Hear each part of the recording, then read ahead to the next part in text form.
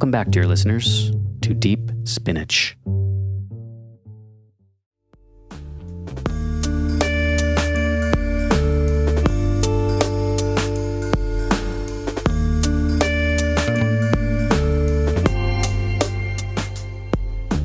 Today we're celebrating fathers and all they do in our lives.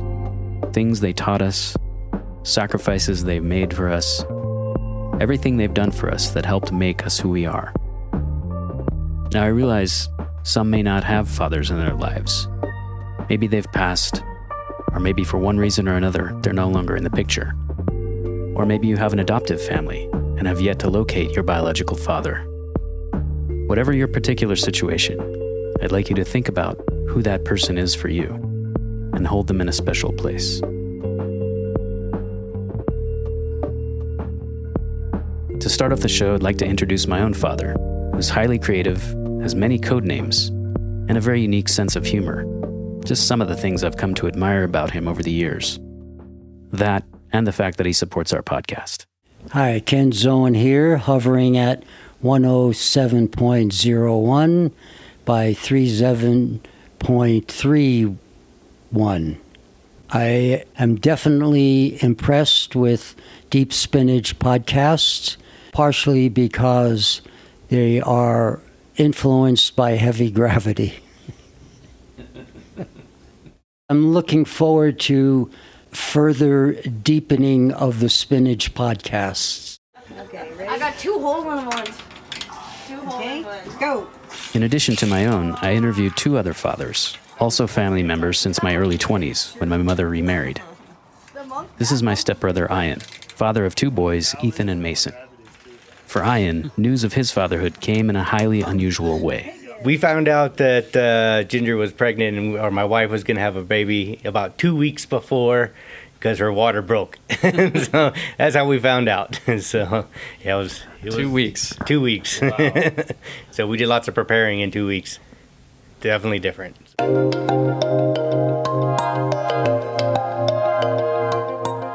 The first thing we wanted to know about these fathers was, what advice would you give to other fathers? Don't drink too much. Okay, fair enough. And this is my stepfather, Harry. Time. That's probably as important as anything, but nowadays it seems that's a difficult concept to be able to take care of. I know my son, Ian, is able to have a pretty good rapport with his kids, so that I think that works in his favor. Play with your children their games more than you do. That's one thing. That's a big one. Be with them more on their level at different stages of their at different ages. You know, you'll develop a bond. You know, that can't be surpassed. You'll never be prepared, so just do it. You can't prepare for this. No way.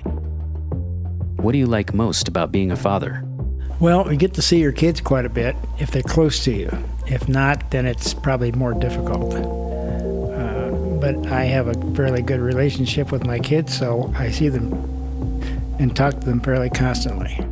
It will be a little bit abstract, however, I would say the joy of love growing over time from the birth which I was witnessed and part of until this moment that we're sharing this experience and so much in between. Camping together and just being with each other, going down to the river and having lunch, so many, all of it. There's been struggles in life. There always appears to be. But that fades and the love is continually evolving and growing. Watch them grow and learn. Yeah, it's good. Watching them figure things out. Yeah. Yeah. What's your fondest memory of your father? Actually, that's extremely difficult because my dad was kind of a tough guy, and it made it difficult to have any kind of a close relationship with him. When he was dying, I did ask him some questions about his life because I didn't know much about him. And even then, it was difficult to get much answers. But I got a couple, but not many. Actually, his sense of humor is one thing. One little fond memory that just popped into my brain cell is that when I was, maybe 13, 14, we went to a local orchard to pick some peaches, I believe.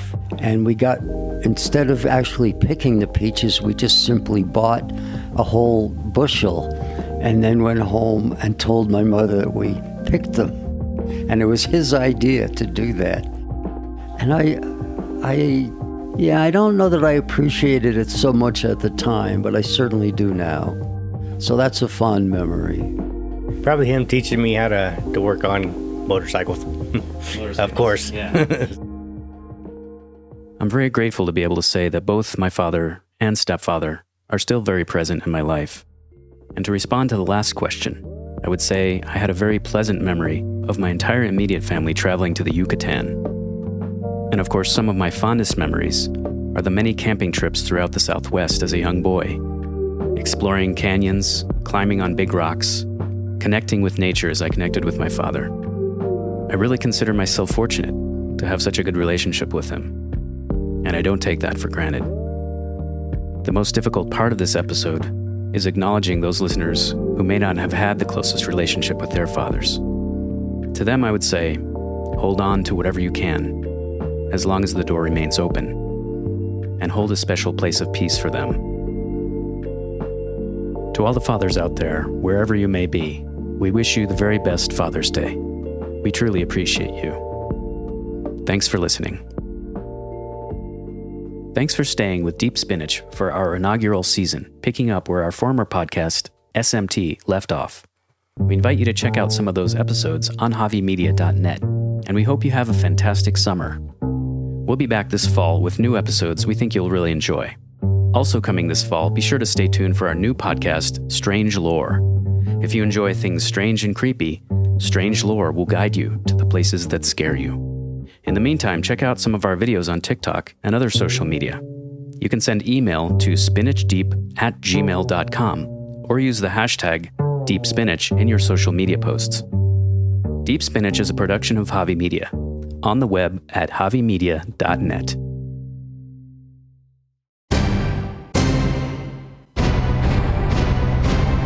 Javi Media.